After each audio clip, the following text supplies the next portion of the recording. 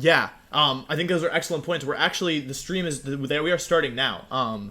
They actually have just started the match. So from Esam, we can see that he has Pikachu, Excadrill, Pikachu obviously, I guess, makes some sense, Snorlax, Gourgeist, Togekiss, and Arcanine. And Zain is using, Sajan's team, it looks like.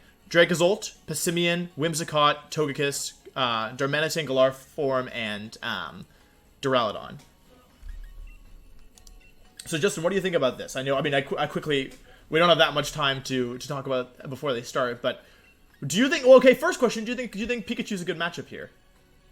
I do think that Pikachu plays a huge part in most of the teams that it's on because it has a really broken G-Max ability. Usually if it's a Pikachu, you're worried about the G-Max.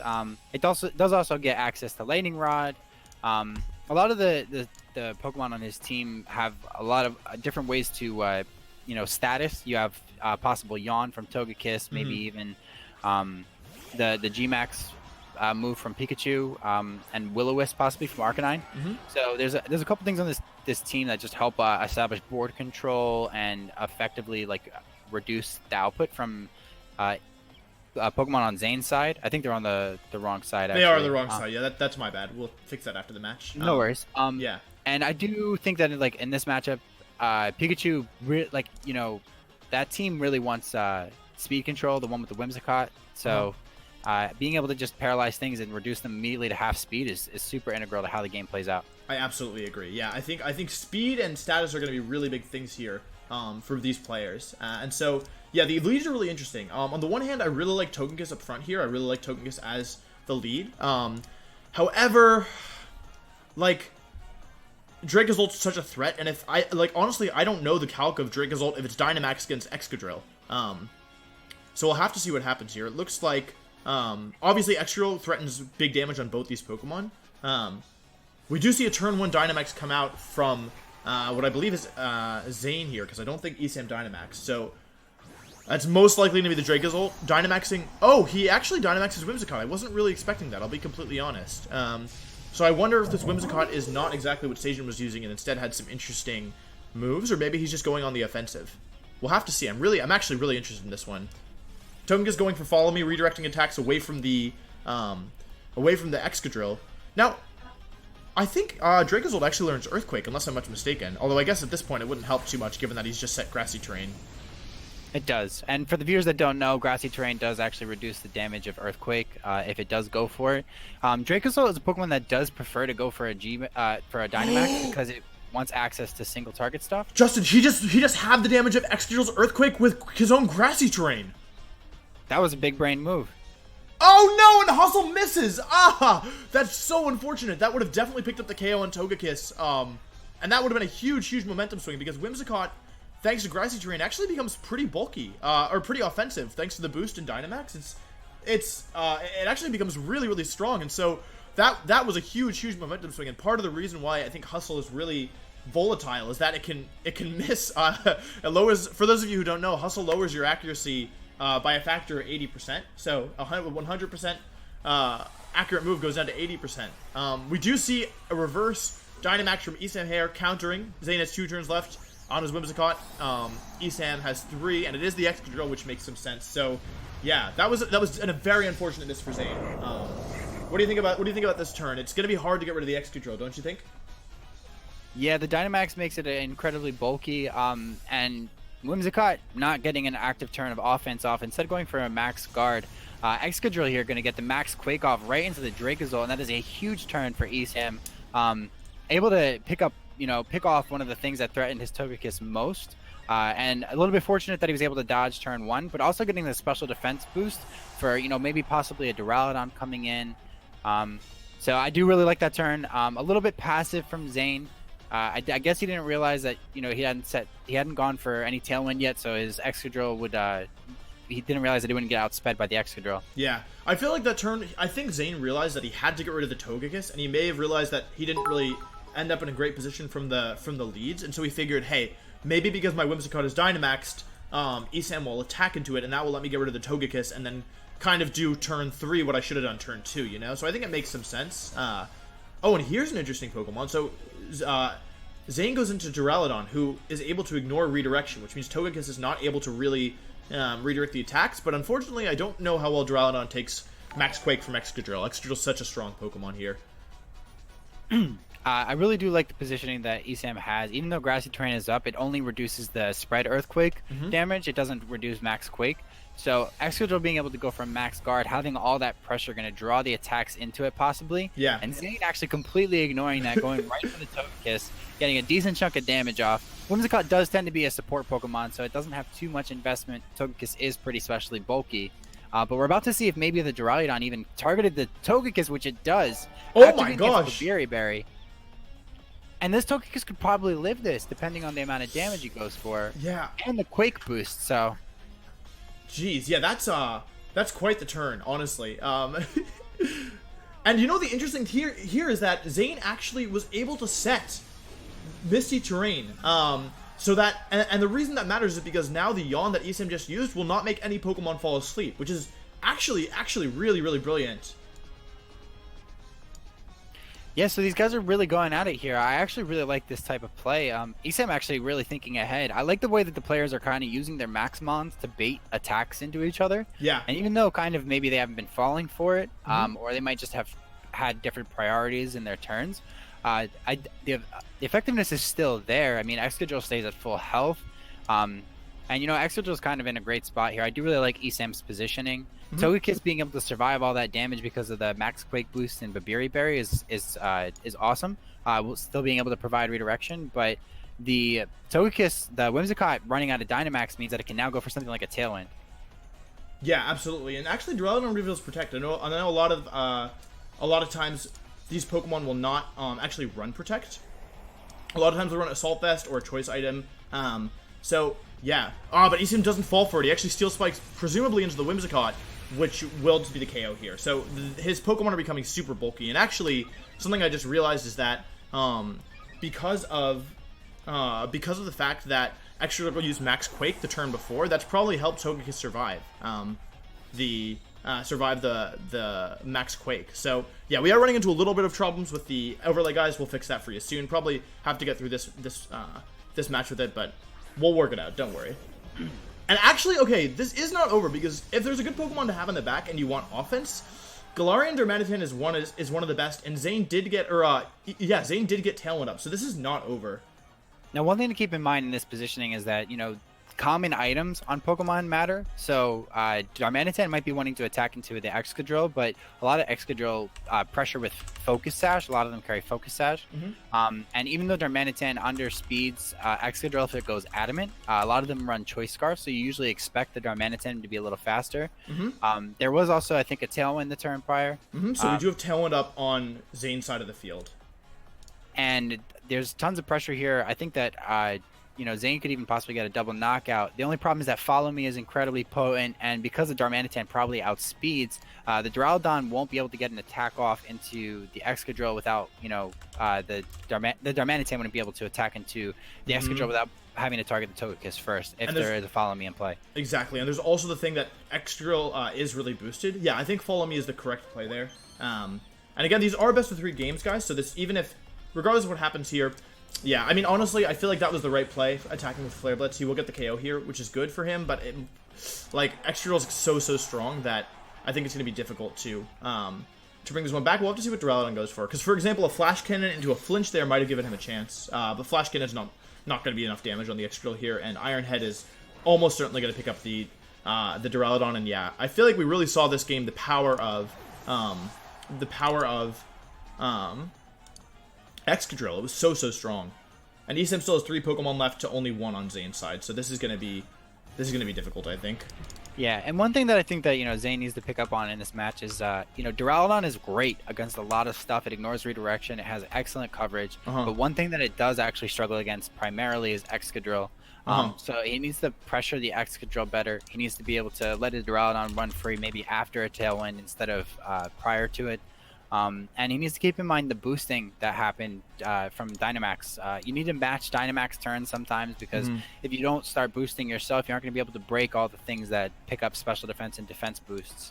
So another thing is you need to be careful about wall breaking. Snorlax is an incredibly bulky Pokemon. So you know, Zain is going to want to keep in mind that he needs the damage output to actually hit the Snorlax. We're seeing a Dark Pulse flinch there into the Excadrill as the Snorlax goes for Belly Drum. Yeah, I really like the Dark Pulse there. If Snorlax, Snorlax is typically a physical Pokemon, and Excadrill normally is a Pokemon that does not have.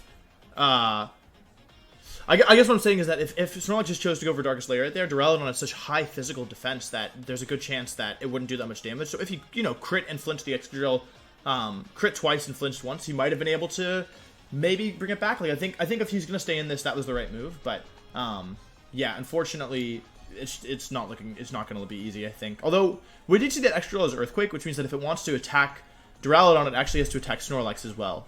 So it's not guaranteed over, but it's gonna be tough, I think. Now, the way that this match has played out, Zain is really lacking on resources. The game is almost pretty much already over. Duraludon can't really do anything to knock out the Excadrill, the Snorlax.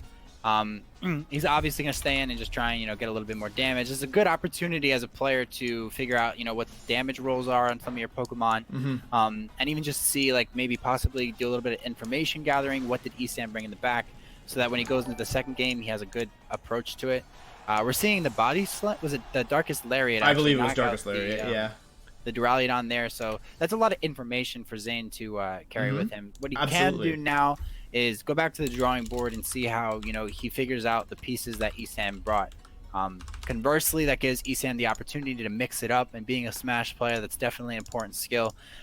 He might even be able to throw out a different mode, catch Zain off guard, but he's been in the driver's seat, definitely having his experience show. Yeah, absolutely. I think one thing that we do have to mention is that a lot of that game was determined by that turn one miss. Unfortunately, the failing, as we could see, Togekiss was such a problem for Zain that whole game, and the fact that he was not able to remove it turn one when really he should have been able to 80% of the time, I think really hurt him. So even though that game was a 3-0 in terms of the Pokemon count, I don't think it's entirely fair to view it that way, because that 80% of the time that game plays out entirely differently. Yeah. Something I really like that Zain did there was he made such good use of the terrains. He used grassy terrain to have the damage from Excadrill's Earthquake, and then he used misty terrain to block Yawn. So I do think that this is, even though the game one was kind of convincing, I think there's a pretty good chance that Zain is not. I would not count Zain out of this one at all. Right. Now, I do think that the mentioning of the terrain setting, that was definitely awesome in Zain's side. But remember what I said earlier before, analyzing the odds of possibly not getting a successful turn. Losing his Dracozolt pretty much cost him the game. And that meant that, if he's pressured by an Excadrill, he needs to be wary that, if he doesn't hit that move, it's only an 80% chance. That might be throwing away his win condition. It's kind of one of those things that, as a Smash player, he plays Melee, you play Marth, you have to avoid getting grabbed by Jigglypuff at 0, so you don't get up to arrested. You have to avoid those situations where does that work at 0? What's up? Does that throw rest work on Marth at 0? I think Marth is a little bit floatier. I'm not going to talk like I'm a okay. Never mind. Anyway, player, but you have to be wary about low percent grab. Yeah, up to arrest if you can't deny it. So oh my gosh, and Esam brings Pikachu. Now, Justin, do you know, does Gigantamax Pikachu does it get Lightning Rod? Because I don't think it does, but I would not bet my life on it. And I don't think it does. I wouldn't bet my life on it either. Yeah. But we're not gonna make any noises here. We're not gonna play any audio clips. Right. Let me mute the stream really quick. We wouldn't want anything inappropriate to happen in the next few seconds. So I don't want you to be in any dangerous positions. I don't want my Twitch channel to shut down. Yeah. So. But getting back to the match a little quickly, I do like that Zain, kind of sticks to his guns a little bit and says, I think that Dracozolt was the right call. Esam doing exactly what I said, going for the mix-up, sticking to his day one. Pikachu, been a Pikachu main back since Brawl. I really like this play. The cool thing about this move is that, it will prevent the Tailwind from having any serious potency. And it can do a lot of damage. I do think, the turn one here, you might want to G-Max, but Esam's actually electing to switch back out into Arcanine. dropping Intimidate down into that Dracozolt, lowering his damage output. I don't even know if this will prevent Togekiss from going down to it. I think it would still drop to a Bolt Beak. No Dynamax this turn. Yeah, no, I really like that play from Esam. I actually like the play from both players. Let's see if Bolt Beak connects. He actually manages to connect the Madman, and I think that is a one-hit knockout from Dracozolt onto Togekiss. The thing about Dracozolt is that, similar to Dracovish, it is very, very, very, very difficult to survive. It does insane damage, and even with Intimidate, the sheer amount of damage it outputs is ridiculous. It's really strong, and that was pretty much the perfect turn for Zain. He got rid of one of the biggest nuisances for him last game, and he got speed control. And I wanted to say earlier, but for those of you who don't know, Pikachu's Gigantamax form allows it to paralyze both opponents, which is great. However, you cannot paralyze electric types, so Dracozolt is kind of the one really good answer he has to Pikachu, in my opinion. We do see Dynamax coming out here. I would expect Dracozolt, but I expected Dracozolt last game, and it didn't Dynamax, so we'll have to see this game what happens. Arcanine can Will-O-Wisp Dracozolt. It is Dracozolt, and the nice thing about Dynamax and Dracozolt is that it now ignores the accuracy drops of Hustle, meaning you get 2 boosts, both in power and accuracy. Let's see if Esam responds with his own Dynamax. I think he does. He does go for what I believe is the Excadrill here. This turn, in my opinion, is going to determine the rest of the game. What do you think, Justin? I don't know my damage calculations. If he had managed to target down the Excadrill with something like a Max Quake from Zain, you know, he might be able to get the Excadrill down before he even gets the Fire and Attack off and burns his entire Dynamax value. We're going to see a Protect from the Whimsicott come out here.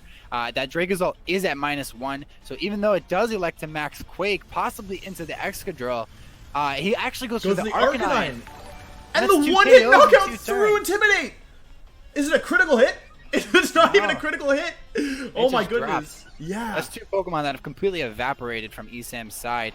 But this does mean that he now has the chance to possibly take the Dracozolt down and maintain his Dynamax on the field. That's going to be huge. I think, once again, this game is going to come down to the Dynamax Excadrill, I think. Let's see if Dracozolt... You know, I'm going to be completely honest with you, Justin. I am shocked by that. I did not think there was any chance that Dracozolt would survive that turn. The Dracozolt has base 100 HP, so it's actually really bulky. Oh my gosh, I actually did not know that. And the thing is, Esam chose to not Dynamax his Pikachu this game, which means it's kind of a 1 versus 4, Justin. Like, Pikachu is not the Pokemon you want to have in its non-Dynamax form. It's not terrible. Like, it definitely hits... It does a lot of damage thanks to the Light Ball item, but even if you told me Whimsicott could KO here, I would not be shocked. Pikachu is really terrible bulk, and it's... Especially when it doesn't have the speed advantage, it's really not hitting for much damage. So, Energy Ball does come out into Excadrill, and Max Quake again. Something's taking a lot of damage here, Justin. And it is that Excadrill. It does survive, though, so this is not over. He could easily get 2 KOs this turn.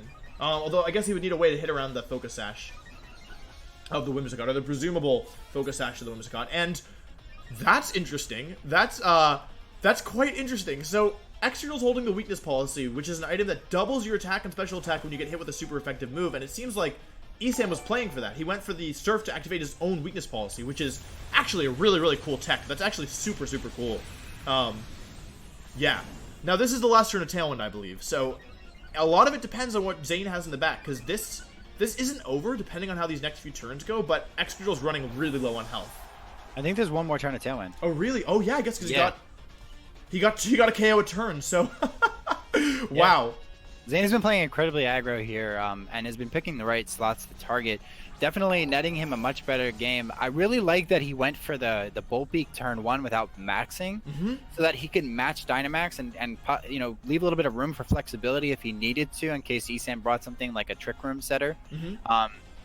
And I you know, that's just showing, like, you know, he's really learning, he's really adapting. You know, I think that, you know, Esam came into this game with a little bit of a different game plan, but kind of maybe mix it up with without, you know, thinking about the impact of, you know, what would happen if Zain had the exact same set. Pikachu was almost useless in this game, and I give credit to Zain for that. He put, you know, the right Pokemon out there to engage in pressure, but Esam, I think, making the right play here, getting the Protect and the Max Guard off. You know, hoping to maybe drop the Dracozolt to its own Life Orb, and stalling out the Tailwind as well. Yeah. So I guess a lot of it depends on, like, this looks bad. However, it's really, really not over, because I think there's a chance that both of Esam's Pokemon outspeed both of Zain's Pokemon, and Excadrill can. I mean, Excadrill with Earthquake KOs both here. Although it does have to it does have to, unfortunately, hit Pikachu, who can't protect this turn if it wants to do that. So, yeah. So this is really not over. Even if Dragozolt were to somehow get an attack off here, it would faint to its own Life Orb, unfortunately. So this turn, he's so close. Like, both players are so close to winning this, but this could still go either way, even though it's been such a dominant start for Zain so far.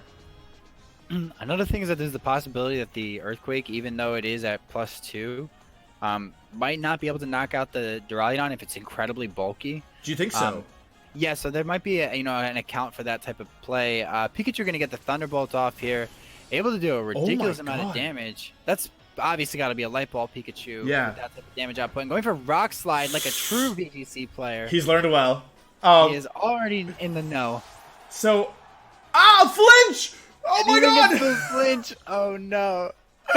Well, that's gonna change a lot of things, frankly. But the last Pokemon is Darmanitan, and if there's a Pokemon you want in this situation, in my opinion, Darmanitan's not the worst to have. You can KO either Pokemon with, well, anything, honestly. Even Rock Slide would KO either Pokemon. He goes for Protect, so if Darmanitan has Earthquake, that'd be amazing, and probably just winning the game right now, but we'll... Oh! And, well, I didn't really expect him to carry it, but that's gonna get both KOs. Wow. That's, that was really a roller coaster of a game. Yeah, I do think that, the game was pretty much locked up once we knew that the Pokemon in the back was Darmanitan with Earthquake. So Zain definitely playing that win condition.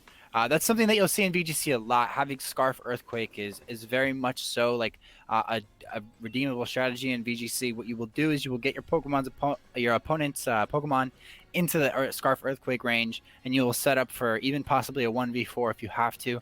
As long as you have the speed advantage, you can really play to that. It's a very tested method, and it's worked in almost every format. So we see some adaptation there from Zain. Actually hitting the Bolt Beak this game did a lot for him. What do you think we're going to see in Game 3? So I expect Esam to do one of two things. I think he'll either go back to the mode he used Game 1, using Togekiss and Excadrill, and what he might do is, having seen that Excadrill is such a good Pokemon against Zain's team, maybe he'll just Dynamax turn 1 rather than going for Earthquake and go for the KO into Dracozolt. Or I think he's going to go for a Trick Room mode, because obviously he has Gorgeist. I'm assuming Gorgeist is Trick Room. That's something that's pretty common on it. And just try and win that way. One thing I do want to touch on, I know I mentioned it in the game, but I think it's really, really good tech for Esam's team.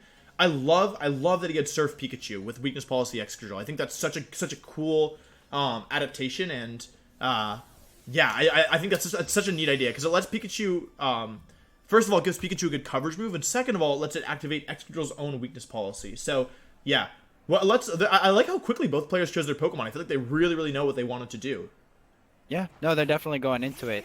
Zain obviously sticking to his guns again. He's got a plan, and he's not going to change it. Yes, fine. He's taking him to FD.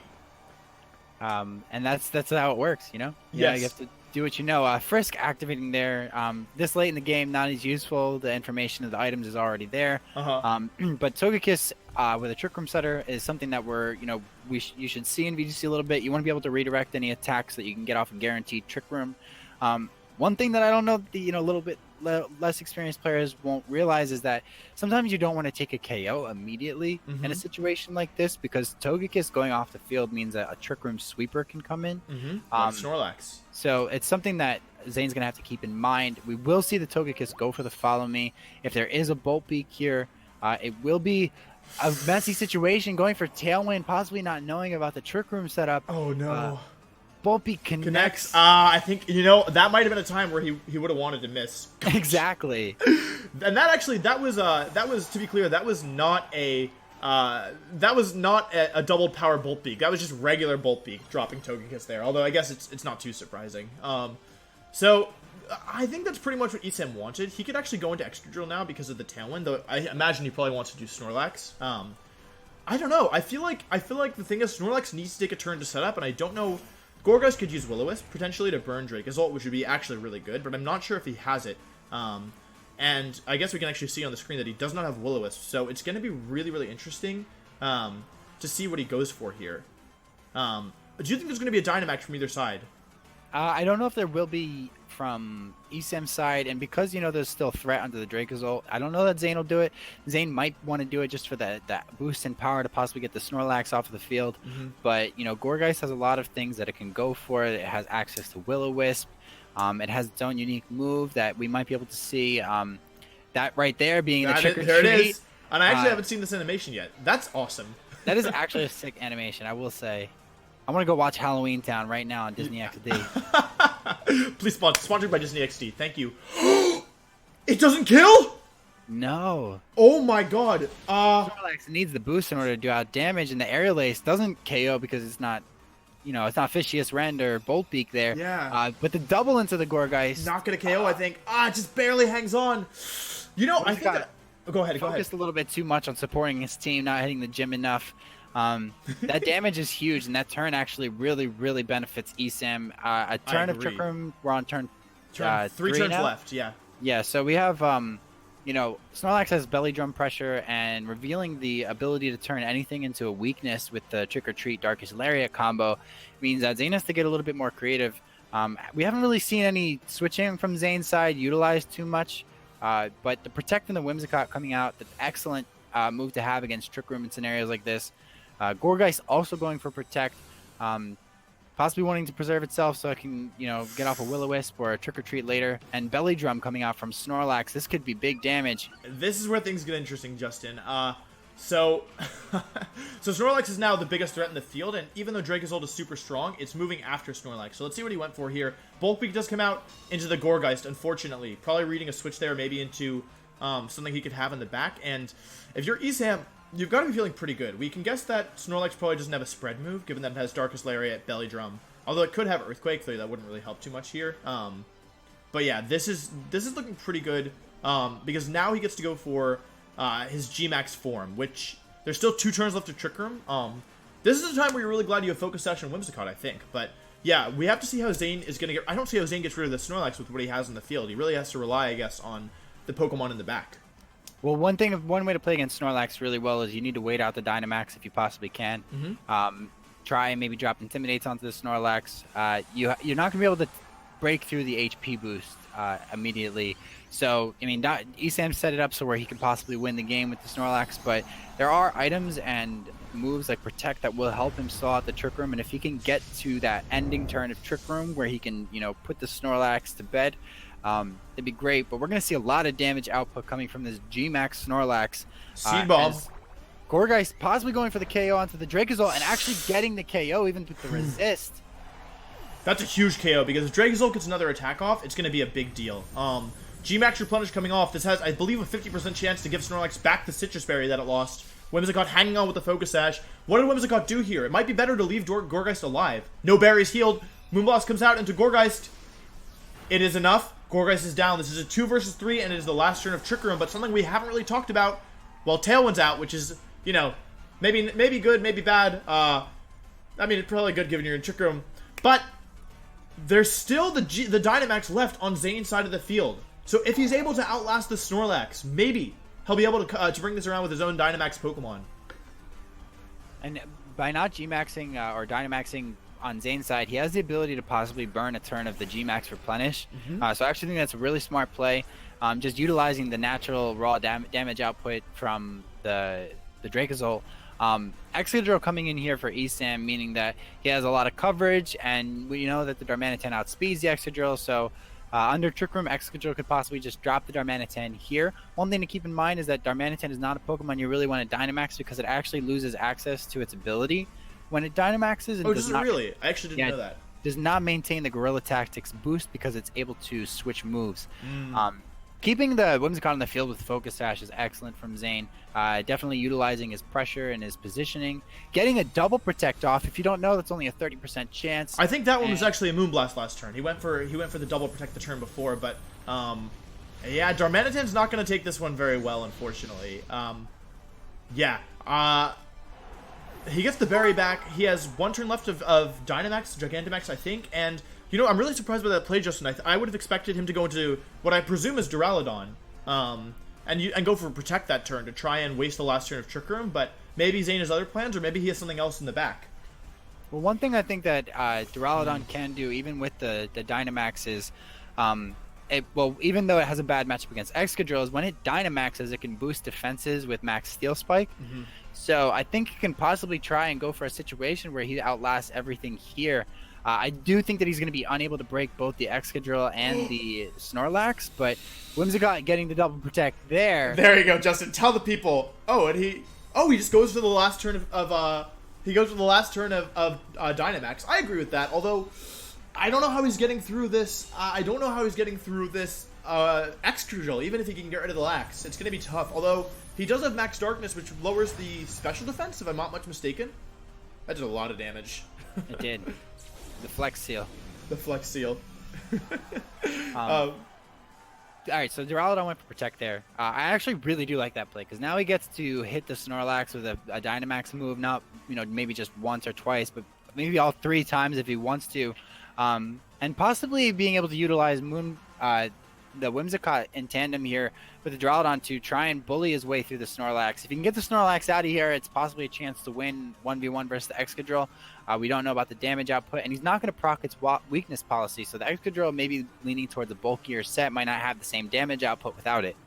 Absolutely. The thing is if I recall correctly, I believe Sajin may have run weakness policy on his Duraludon, so that is something that I think could really sway things here, is if Duraludon, for example, if Esam goes for Earthquake this turn, KOs the Whimsicott, sure, but if he activates the weakness policy on the Duraludon, I think there's might be a way back in this one for Zain. Well, I don't want to bring up old wounds, but I remember watching Light versus Esam at Nimbus back earlier in the year, and he was definitely had the matchup, played really well, and ended up SDing. So I hope he doesn't Earthquake and knock out his own Snorlax here. That was the perfect amount of damage to do from Moonblast, by the way. He leaves it just short of the Citrus Berry range, so if Zain is going to win, he needs to get the KO this turn. Max Darkness, I have a bad feeling about this one, Justin. I don't think it's going to be enough damage. It's not same type attack bonus, and based on how much that did, I think there's a chance that maybe Max Dragon would have done it. So that's an unfortunate play from Zain, I think. I think Max Dragon might have done enough damage, though, of course, it's hard to tell. It may have survived anyway, because that did not do that much damage. Well, if he can hang in there one more turn, Esam also possibly playing around the actual weakness policy and getting the paralysis there. That's huge. That's so only a bad 30% chance. Yeah, that's going to be rough. Here comes the Earthquake. Well, Justin, never mind. I don't want I spoke too soon. I don't want to talk about it. Well, he goes for the Iron Head, which isn't doing that much damage. This is not over. Like you mentioned, Duraludon is a Pokemon that can boost its physical defense with Iron Head, and it can lower Excadrill's attack with Max Steel Spike, and lower Excadrill's attack with Max Dragon. So Iron Head, I don't think is going to be doing too much damage. It actually is close to nothing. There is a chance. Steel Spike comes out. That should be into the Snorlax. He goes after the Snorlax. This thing is dropping 100%. It's not over. I mean, it's not great, but it's not over. He has 1 turn left of Dynamax, right? Yeah. I mean, if he goes for Earthquake, activates the weakness policy, he could easily, I think he could survive and maybe get the KO. It's going to be close. He's thinking about Earthquake. He could also single target, which boosts the damage now. Right. He could also protect if he wanted to. We'll have to see. He's locked into Earthquake, so we'll have to see. We have to remember, Justin, that Excadrill is actually -1 special defense. So I think that -1 special defense Excadrill might drop to Max Darkness, but will Earthquake KO Duraludon? It's going to be really close. Duraludon has not much health left. Zain is thinking about it. I think anything other than Max Guard will probably be fine here from his end, though. It's really going to be close. I do not know how this one's going to end. A critical hit or a paralysis could sway things. Let's see. Earthquake comes out. No Max Guard. Does it KO? It does! Oh my gosh, I actually thought it was going to live. That was so close. Oh, I feel like that must have been like really, really narrow. And Justin, I think what you mentioned, the single target boost from the Earthquake not targeting the Snorlax, I think that probably won Esam the game. So really well played by both players there. That was actually, you know how we were talking earlier about what kind of sets we were gonna get? That was phenomenally played by both players. I think both players should feel really, really, really good about how that game went, and that's a positive sign for what's to come.